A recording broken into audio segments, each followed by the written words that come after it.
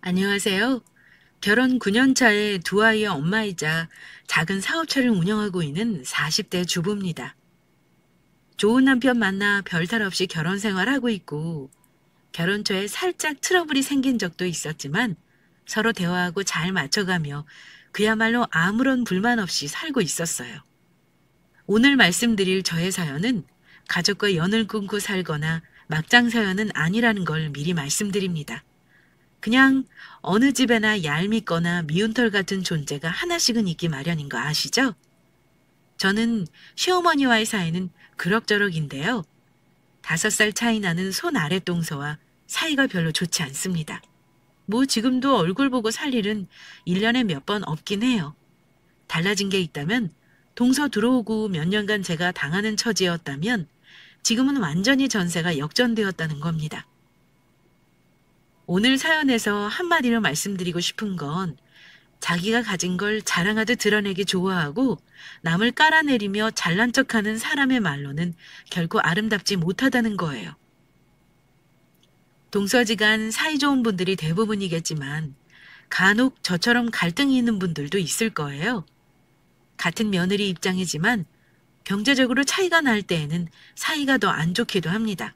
혹은 자격지심 때문에 사이가 안 좋은 일도 있을 거고요. 저 같은 경우에는 동서가 너무 잘나서 문제가 된 경우였는데요. 잘나기만 한 게 아니라 잘난 척을 심하게 해서 문제였습니다. 먼저 간단히 우리 집 가족 구성부터 말씀드려 보겠습니다. 제 남편은 아들 2명인 집의 장남입니다.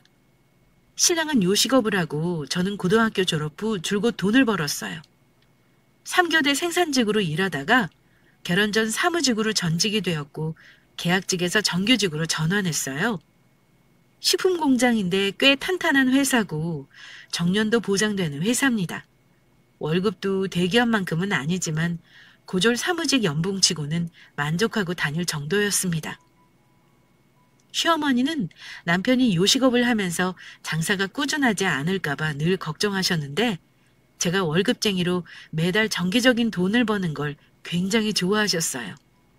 예전처럼 여자가 결혼하면 직장 관두는 시대는 아니라면서 제가 혹시나 회사 관둔다는 말 할까봐 은근히 회사 그만두지 말라는 속내도 내비치곤 하셨습니다. 요즘은 다들 맞벌이하고 살더라. 애들 키우려면 돈이 좀 많이 들어야 말이지. 혼자 벌어서는 애들 공부도 못 시키는 거야.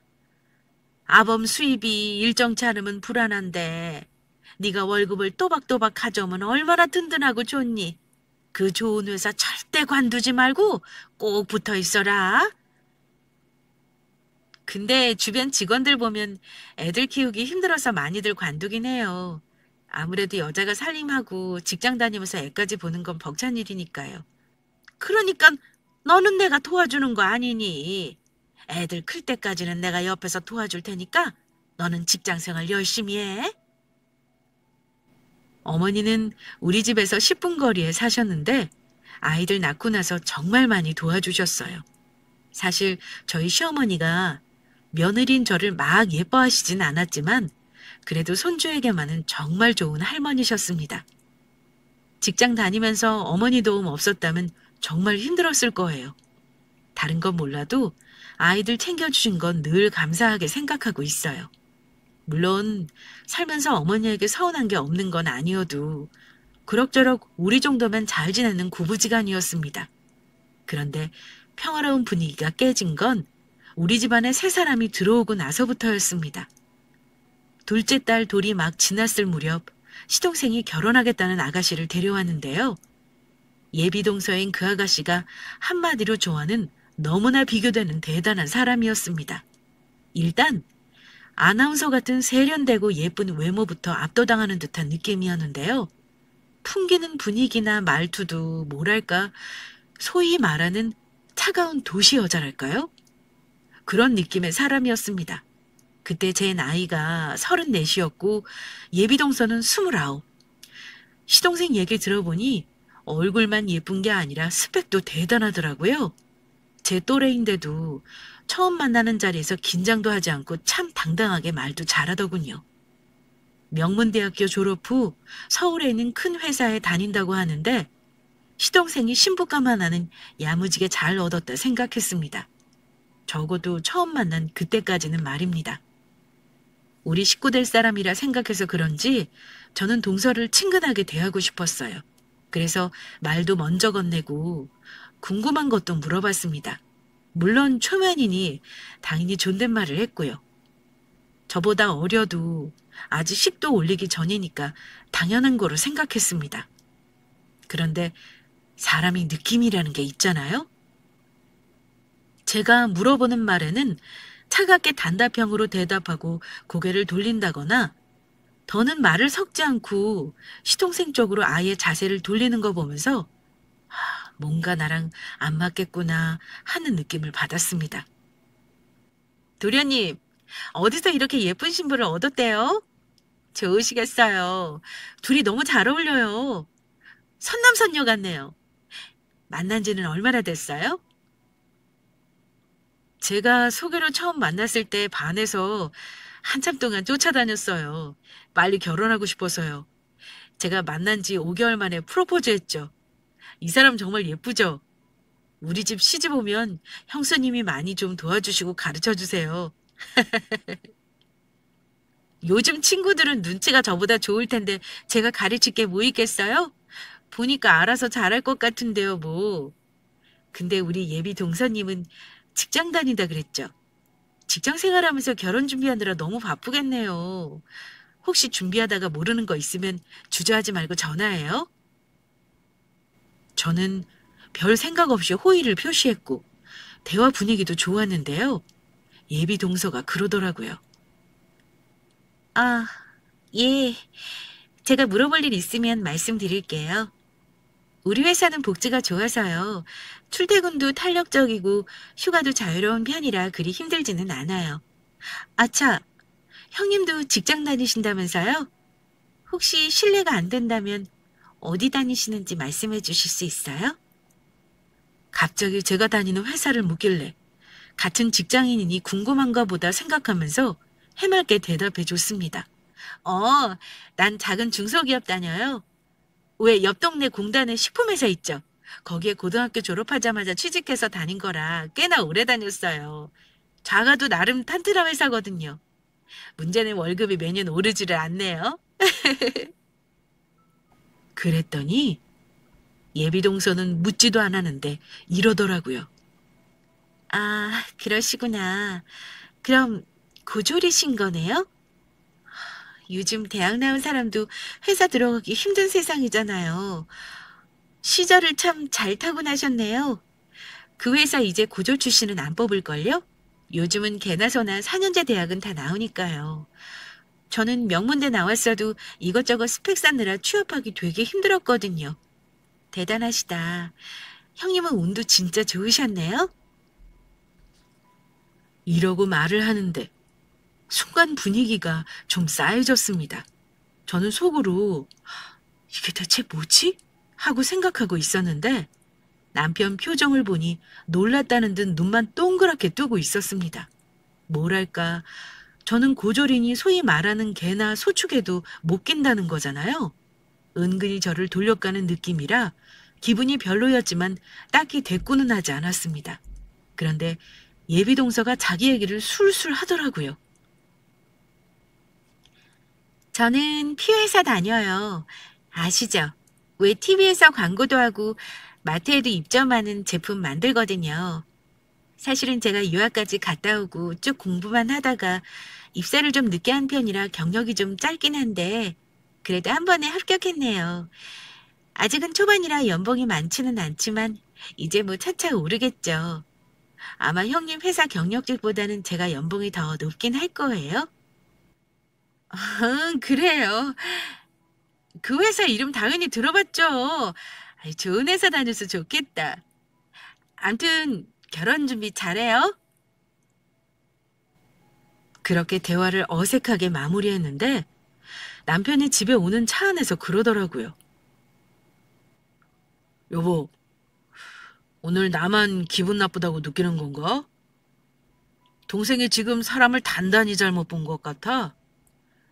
아까 당신한테 하는 거 보니까 눈치가 없는 건지 일부러 그러는 건지 암튼 나는 모르겠다.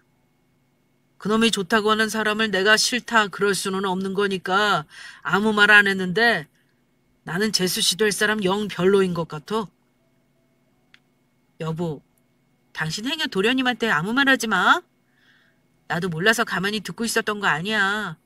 아직 어리고 내가 먼저 시집온 형님이니까 동서 입장에서는 좀 신경 쓰여서 그랬을 수도 있어. 당신은 모르겠지만 여자의 적은 여자라고 동서지간에 질투하는 때도 있고 그렇다더라. 내가 알아서 잘 보듬을 테니까 당신은 모르는 척해. 글쎄, 아까 고절 운운할 때 내가 기분 얼마나 상한 줄 알아? 동생놈한테 뭐라 할 수도 없고 정말. 암튼 당신 혹시 나중에라도 재수 씨가 자존심 상하게 하는 일 있으면 당당하게 형님 노릇 잘해. 내가 말하면 모양새 이상하지만 당신은 어느 정도 싫은 소리도 하고 가르쳐도 되니까. 요즘 그랬다가는 형님이 시자 노릇한다고 욕먹어. 그냥 어지간하면 잘 타이르고 봐야지 뭐. 너무 걱정하지 마. 남편과 대화하면서 아무래도 동서가 만만치 않겠구나 서로 느끼고는 있었는데요. 그 느낌은 여지없이 들어맞더군요. 결혼 전에는 동서를 볼 일이 사실 몇 번 없어서 잘 알지 못했지만 결혼하고 나서 몇 번 보다 보니까 동서는 잘난 만큼 잘난 체를 많이 하는 사람이더라고요. 일단 처음에 놀랐던 건 인사를 잘 안 한다는 겁니다. 결혼하고 나서 처음 시댁에 모인 적이 있었는데 보통은 윗사람을 보면 인사를 하는 게 정상이잖아요. 제가 뭐 대단한 윗사람이라서 그런 건 아니에요. 엎드려 절 받자는 것도 아니고요. 그런데 저는 그렇다 치고 자기 큰 아주버님, 그러니까 제 남편을 보고도 인사를 안 합니다. 우리 남편이 먼저 인사를 하니 동서는 고개만 까딱거리더라고요. 그때 속으로 이거 봐라 했는데 나중에 물어보니 남편도 기분 나빴다고 넌지시 얘기하더라고요. 암튼 그건 기분 나빴어도 원래 인사성이 없는가 보다 하고 이해하고 넘어갔어요. 제가 동서에게 시어른 노릇하긴 싫었고 괜한 지적질하고 싶지도 않았고요. 그런데 동서는 고상하고 예쁜 외모에 그리 똑똑하다는 사람이 가만 보면 말을 할 때 생각을 안 하고 하는 것 같더라고요. 말이 뇌를 한번 거쳐야 하는 건데 그러지를 않았습니다. 우리 동서가 집안 좋고 학벌 좋고 좋은 직장인 거 다 압니다. 그런데 우리 시동생도 그런 동서 잡은 건 공짜로 잡은 게 아니고요. 나름 괜찮은 남자예요. 시동생은 우리 남편과 달리 똘똘해서 동서만큼 좋은 학교 나왔고 대학교 졸업하자마자 변리사 시험 붙은 사람입니다. 솔직히 제가 봤을 때는 시동생이 마음만 먹으면 동서보다 더 좋은 조건 와이프를 얻을 수 있었어요. 둘 다 똑똑하니까 학연으로 얽힌 지인들도 다들 대단한 사람들이 많겠죠. 그런데 동서는 꼭 식구들이 다 모인 자리에서 굳이 자기 대학 얘기를 하거나 지인 자랑을 합니다. 어머니가 허리 아프셔서 어디 병원을 예약해서 간다고 한 적이 있었는데 동서가 이러더라고요. 어머니, 척추 쪽 병원 제가 아는데요. 거기를 예약해 드릴까요? 어머, 네가 아는 데가 있단 말이니? 그렇게 해주면 좋지. 제 친구 남편이 강남 유명한 정형외과 의사예요. 거기 말고도 다른 병원에 제 대학 동아리 선배들도 있긴 한데 아무래도 전문 병원이 좋겠죠? 제가 예약 잡아드릴게요. 거기로 가보세요. 아이고, 내가 이럴 때 며느리 덕을 한번 보는구나. 우리 시어머니는 동서가 하는 말에 속없이 좋아하십니다. 뭐 거기까지는 아무래도 상관없습니다. 그 다음에 나오는 말이 문제죠. 의료 쪽이나 법률 쪽이나 공공기관 쪽에도 다 친한 사람들이 있으니까요. 혹시 무슨 일이 생기면 저한테 말씀하세요. 제가 재수까지 하면서 좋은 대학 간 게 다 이유가 있거든요. 만나는 사람들부터 물이 다르니까요. 어머니도 우리 신랑 키워봐서 아실걸요? 아주버님은 장사하시니까 그런 사람들만 만나는 거고 저랑 신랑은 아무래도 만나는 사람들이 다르죠. 아마 동서가 하는 말 우리 남편이 들었다면 한마디 했을지도 모릅니다. 남편이 그 자리에 없어서 다행이었죠. 잘난 척하는 말에 어머니도 살짝 놀라셨는지 제 눈치를 보시긴 했지만 저는 아무 말 하지 않았습니다. 거기서 제가 만약 동서 지금 뭐라고 했어? 하고 따져 묻기라도 했다면 우스워지는 사람은 저니까요. 동서는 저에게도 이러더군요. 형님, 형님도 지인 중에는 의료계통이나 법률 쪽은 없으실 것 같은데 맞죠? 아무래도 고졸이시니까 그런 인맥을 쌓기 어려우셨을 것 같은데. 제 동기들은 거의 전문직이거나 그런 쪽으로 잘 나가니까 혹시 도움 필요하시면 말씀하세요. 혹시 알아요? 나중에 이혼 소송 같은 거 할 때 변호사라도 소개받으면 좋잖아요. 사람 일 모르는 거니까요. 그걸 지금 농담이라고 하는 건지 그 말에는 불쾌해져서 제가 정색하고 말했습니다. 동서, 나는 동서 도움 받을 일은 없을 것 같은데? 아무리 농담이라도 이혼이라니. 그런 말은 좀 듣기 거북하네. 동서처럼 훌륭한 인맥은 없지만 좋은 사람들은 많이 하니까 내 걱정은 하지 말아줄래? 시어머니도 중간에서 그러시더라고요. 그래. 둘째 네가 이번엔 말이 좀 심했구나. 네 형님이 우리 집에 시집와서 산 지가 몇 년이냐? 얼마나 살뜰히 애들 키워가며 직장 생활하는데 이혼이라니. 앞으로 그런 말은 조심하거라. 그러자 동서는 그 자리에서 죄송하다고 사과는 하긴 했습니다. 제가 생각이 짧았네요. 형님 기분 상하겠다면 죄송해요. 사람 일은 혹시 모르는 거라서 가볍게 말씀드린 거니까 마음 쓰지 마세요. 중요한 건 제가 어느 쪽이든 우리 가족들 일 생길 때 도와줄 수 있다는 말이었어요. 이게 사과가 맞는 건지는 모르겠지만 어쨌든 미안하다는 말을 듣고도 기분 나쁘기는 처음이었습니다. 그뿐이 아니었습니다. 도련님과 있을 때는 대학 때 들었던 교양 수업 이야기를 하면서 저와 남편을 대화에서 소외시킨다거나 굳이 둘이 영어로 대화를 한다거나 해서 은근히 무시당하는 느낌이 들기도 했는데요. 한 번은 미국에서 유학하는 시고모님 딸이 놀러 온 적이 있었어요. 그런데 식구들 다 있는 데서 굳이 영어로 쌀락쌀락 거리는 겁니다. 저는 영어를 잘 못하지만 대충 알아는 들어요. 고졸이라 해도 회사 다니려면 기본은 해야 합니다. 제가 못 알아듣는 줄 아는지 영어로 꼴같지 않게 대화를 하는데 어느 정도 적당히 해야죠. 고모님 딸이 한국어를 못하는 것도 아니고요. 영어를 더 못합니다. 그것도 동서가 대화를 꼭 주도해서 해요. 이제부터 영어로 얘기할까요? 저도 유학 다녀온 지 오래라서 입에 기름칠 한번 하고 싶네요. 이러면서요. 나중에는 보다 못해 시어머니가 끼어들어서 그만하라고 하십니다. 가족들 중 자기 부부 빼고는 다들 영어 못하는 사람인데 굳이 영어로 말하는 거 보면 동서는 그냥 좀 사회성이 없는 것처럼 보였어요. 자기가 아는 건 곧 상식이라 생각하는 사람이라 저런 태도를 보이는 거구나 싶었어요. 게다가 얼마나 아는 척을 하는지 굳이 쓰지 않아도 되는 영어까지 하면서 저를 황당하게 만듭니다. 고기라도 한번 구울라 치면 형님, 저는 미디엄 레어가 좋은데 괜찮으세요? 아, 어른들은 웰던을 더 좋아하시려나요? 그냥 덜 익힐지 다 익힐지 물어보면 될 것이지. 굳이 식당도 아닌 집에서 왜 저러나 했는데요. 계란 프라이를 하나 해도 이럽니다.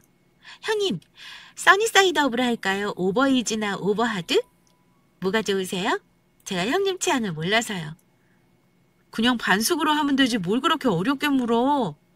한국에서는 계란 프라이 익힘 정도를 그렇게 세세히 구분 안 해. 별거 가지고도 다 잘난 체를 하는구나 싶어서 저렇게 한마디를 하면 오버이즈는 한 번 뒤집었지만 노른자를 건드리지 않는 거라고 그냥 반숙이랑은 뭐 다르다나요? 듣는 저는 동서도 참 피곤하게 사는구나 하고 말았습니다. 동서는 시집와서 쭉 그런 식이었어요. 저건 그냥 아주 일부분일 뿐입니다. 누가 봐도 저보다 잘난 게 훨씬 많은 동서가 굳이 본인 잘난 걸 저와 비교하면서 저를 꼭 자기보다 못한 사람으로 만들고 싶어 한 건지 모르겠습니다. 대화할 때마다 자기 학벌 자랑에 회사 자랑, 잘난 대학 동기들 자랑을 하는데 그런 말 들으면 제가 뭐라 할 말이 있겠어요? 그냥 좋겠다고 맞장구 쳐주고 듣고 있는 수밖에요. 그렇게 잘난 사람이 맞춤법은 왜 그리 틀리는지. 한 번은 동서가 감나라 배나라 하지 말라는 말을 자기 남편에게 하길래 옆에서 제가 아무 생각 없이 웃으면서 교정해 준 적이 있었습니다.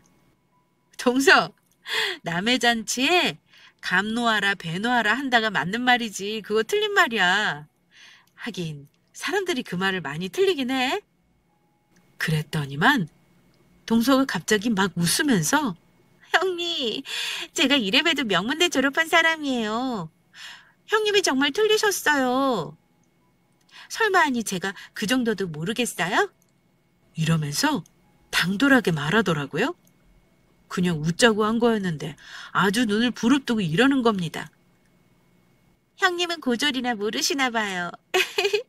어떻게 감을 놓고 배를 놓으라고 그래요? 감나라 배나라가 맞지? 핸드폰 검색만 해도 다 나오는 건데 우기는 거 보고 기가 막혀서 그냥 아무 대꾸 안 했습니다.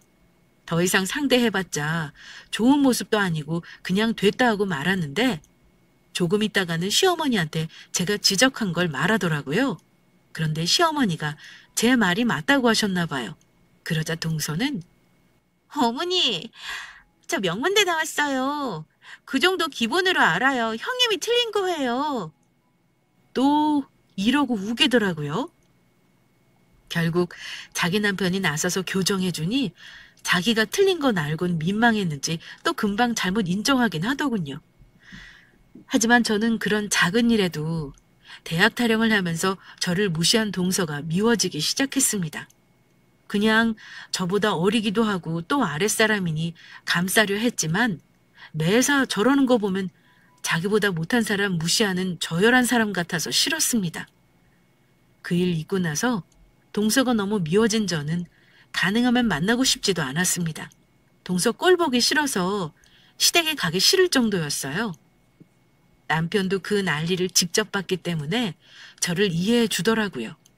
그래서 그 이후로는 꼭 봐야 하는 명절 아니면 부모님 생신이나 어버이날 같은 건 따로 챙겼습니다. 그리고 식사 자리도 웬만하면 따로 날 잡아서 했고요. 마침 그즈음 제가 많이 바쁘기도 했습니다. 직장 생활을 오래 하면서 뭔가 월급쟁이로 사는 생활에 오래전부터 한계를 느끼고 있었던 제가 다른 일을 시작하게 되었거든요.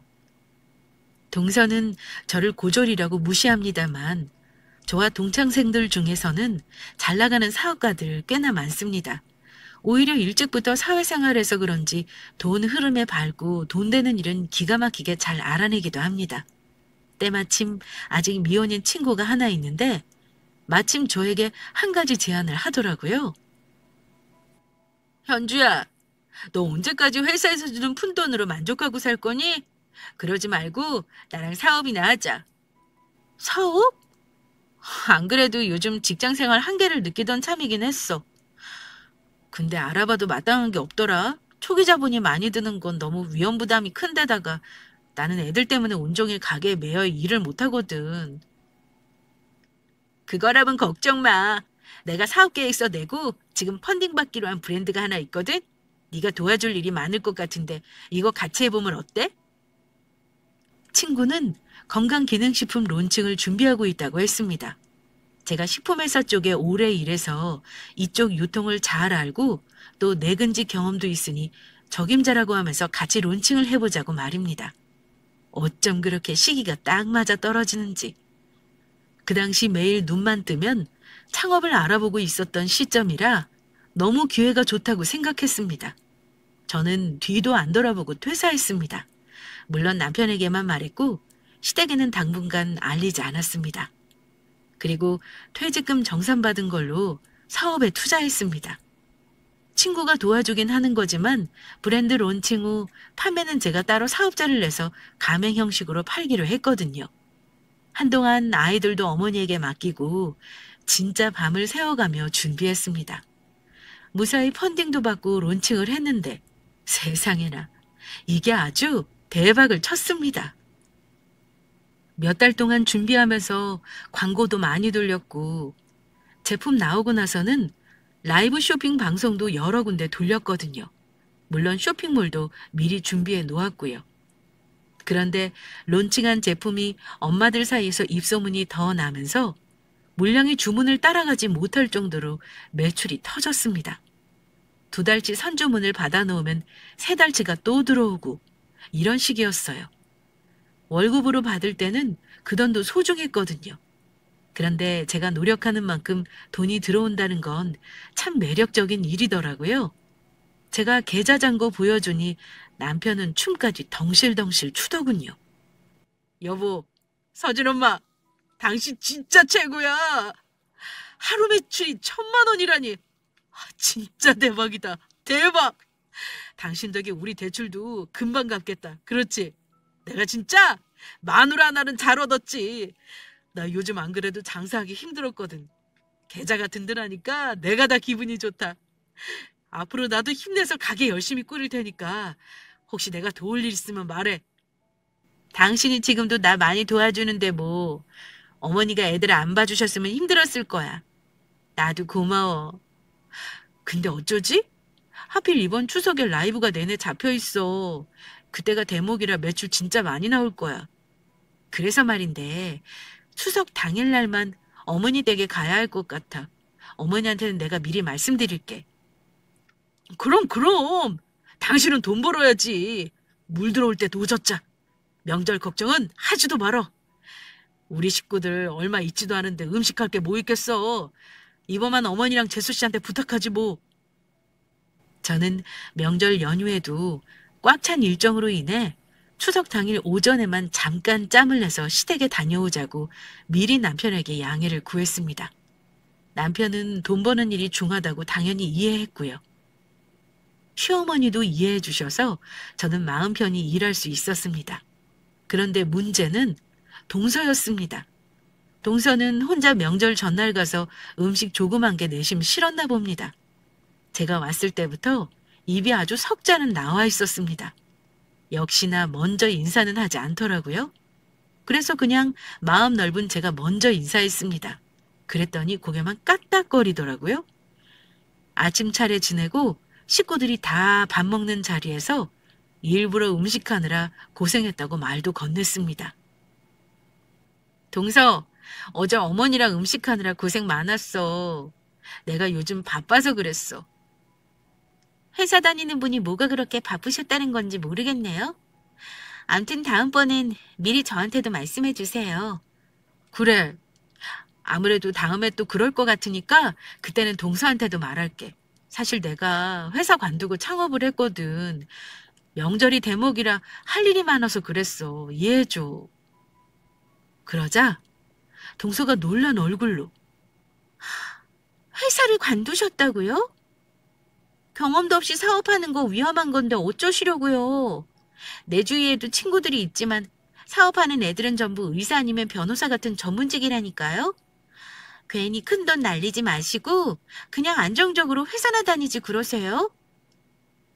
저는 동서 말에 싱긋 웃어 보였습니다.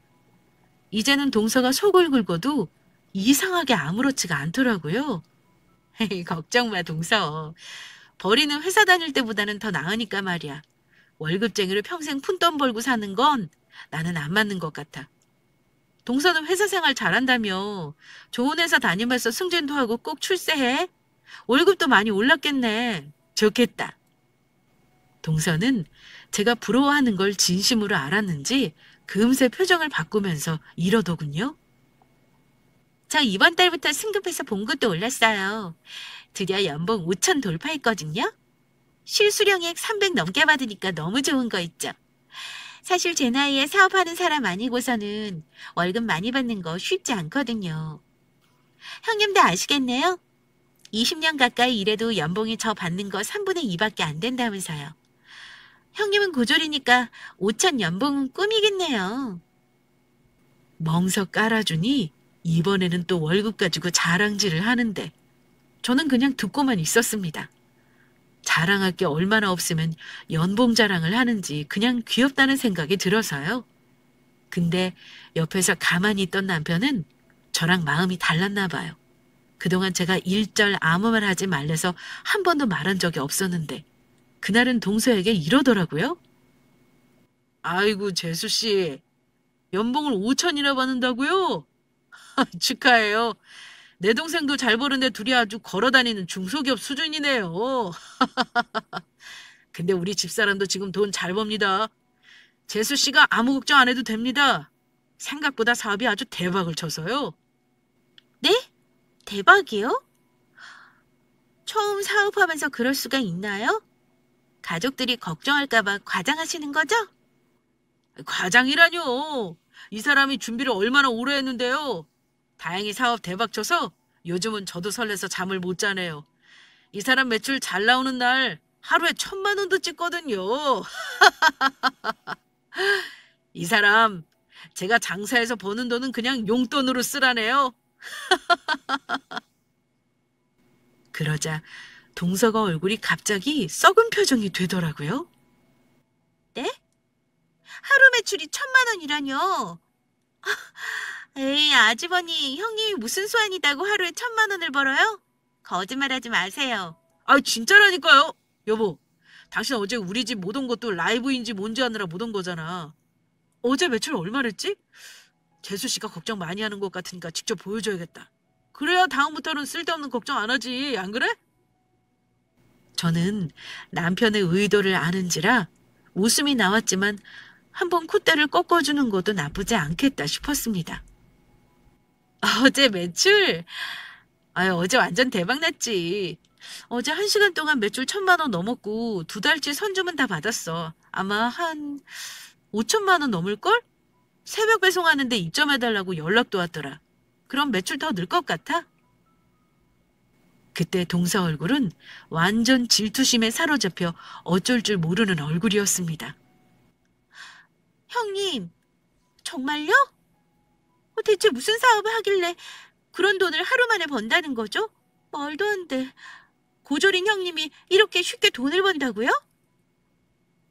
월급 받는 사람은 절대 못 만져보는 돈을 하루 만에 번다니까 아주 속이 뒤틀렸는지 속내를 다 드러내며 막말을 하더라고요.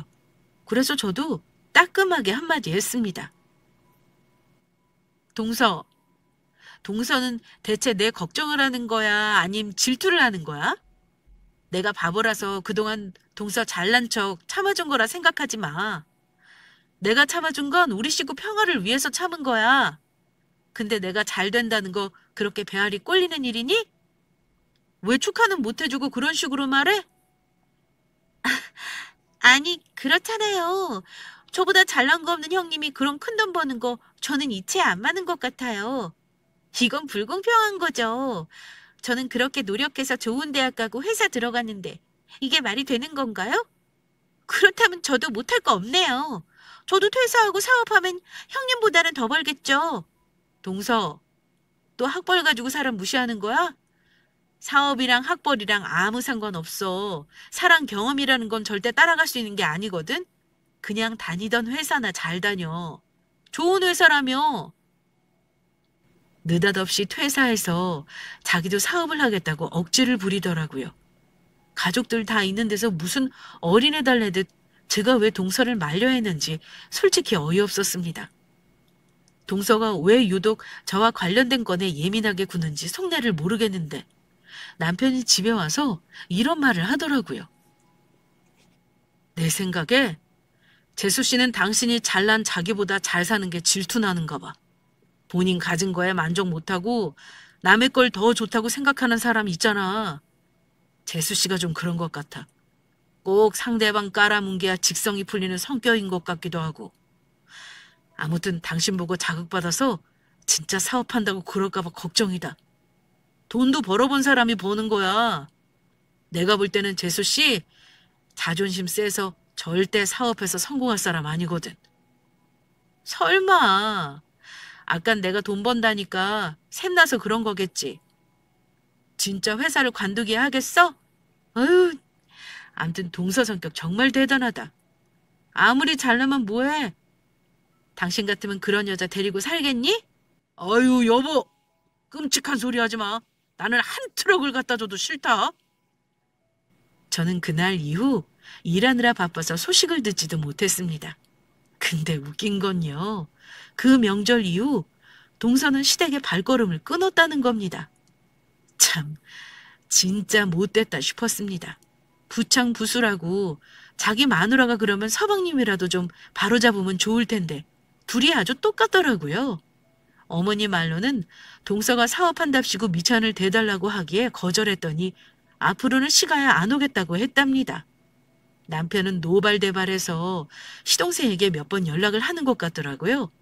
솔직히 제가 나설 일은 아니라 그냥 참관하듯 구경만 했고 소식 듣기로는 동서가 진짜 퇴사까지 하고 무슨 가게를 차렸다고 듣긴 했습니다. 아무리 저를 질투해도 그렇지 힘들게 들어간 그 좋은 회사를 관두기까지 하다니요. 경험 없는 동서가 과연 잘할까 싶었지만 저는 그날로 관심을 끊었습니다. 솔직히 너무 괘씸했거든요. 그리고 2년이 흐르는 동안 저는 일절 소식을 묻지 않았어요. 남편도 가끔 얘기하긴 했는데 보고 싶지 않다고 했습니다. 잘난 동서니까 뭘 하든 잘 먹고 잘 살겠지 싶어서요. 그런데 작년 설날을 앞둔 어느 날 황당한 연락을 받았습니다. 그동안 코빼기도 안 비추던 동서가 난데없이 연락을 해서는 얼굴 보고 부탁할 게 있다는 겁니다. 목소리가 2년 전 당당하던 때와는 완전히 달랐어요. 제가 사무실 주소를 찍어주니 당장 그날 찾아오겠다길래 그러라고 했습니다. 얼마 후 오래간만에 본 동서는 원래도 말랐지만 더 살이 내렸더군요. 늘 저에게 고고하게 굴던 동서였는데 어쩐 일인지 불안초조해 보이더라고요. 아니나 다를까 저에게 한다는 부탁은 다름 아닌 돈 얘기였습니다. 형님, 저 당장 한 3천만 원 정도만 빌려주실 수 있나요? 뭐? 3천만 원? 동서가 그 돈이 왜 필요해? 2년 동안 연락 한 번 없다가 나타나서 대뜸 돈을 달라니. 동서 같으면 주겠어? 형님, 제가 부탁할 사람이 하나도 없어요. 오죽하면 형님한테 이런 말을 하겠어요? 저 사업하다가 퇴직금 다 털어먹고 직원들 월급도 못 주고 내보내서 신고까지 당했단 말이에요. 남편도 더 이상은 저한테 돈 못 해주겠대요. 대출이자 내는 것도 힘들다는데 친정에도 말 못하겠고 어머니도 싫다고 하니까 저 어쩜 좋아요? 저 좀 도와주세요. 대체 이게 무슨 일이야? 뭐 하다가 그런 돈을 빚진 건데?